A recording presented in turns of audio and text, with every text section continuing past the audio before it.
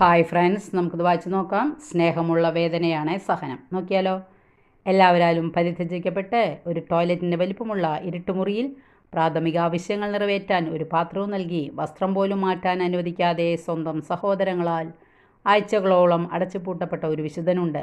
ഭിത്തിയിലുള്ള ഒരു ചെറിയ ദ്വാരത്തിലൂടെയാണ് അദ്ദേഹത്തിന് വല്ലപ്പോഴും ഭക്ഷണം ഇട്ടുകൊടുത്തിരുന്നത്. സഹനത്തിൻ്റെ പൂർത്തിയിൽ ഒടുവിൽ ഒരു നാൾ നമ്മുടെ നാഥൻ അദ്ദേഹത്തിന് പ്രത്യക്ഷപ്പെട്ടു. എൻ്റെ കുഞ്ഞെ, ഈ സഹനങ്ങൾക്ക് പകരമായി ഞാൻ എന്തു പ്രതിഫലമാണ് നിനക്ക് നൽകേണ്ടത്? യേശുനാഥൻ ചോദിച്ചു. എൻ്റെ ഈശോയെ, ഇത്തരത്തിലുള്ള ഒരു സഹനത്തിലൂടെ കടന്നു പോകാൻ എൻ്റെ സഹോദരങ്ങൾ എന്നെ അനുവദിച്ചു എന്ന സത്യം ലോകം അറിയാൻ ഇടയാകരുതേ. ഇതായിരുന്നു നിറകണ്ണുകളോടെയുള്ള അദ്ദേഹത്തിൻ്റെ മറുപടി. കുരിശിൻ്റെ വിശുദ്ധ യോഹന്നാൻ്റെ വിതുമ്പിക്കൊണ്ടുള്ള യാചനയെ യേശുനാഥൻ സ്നേഹപൂർവ്വം നിരസിച്ചതുകൊണ്ടാണ് കർമ്മലീത്ത സഭയുടെ ചുവട്ടിൽ വളമായി അഴുകിത്തീർന്ന ഈ വിശുദ്ധൻ്റെ ഇത്തരത്തിലുള്ള ഒരു ജീവിത സഹനത്തെക്കുറിച്ച് നമുക്ക് അറിയാൻ കഴിഞ്ഞത്. Okay, thank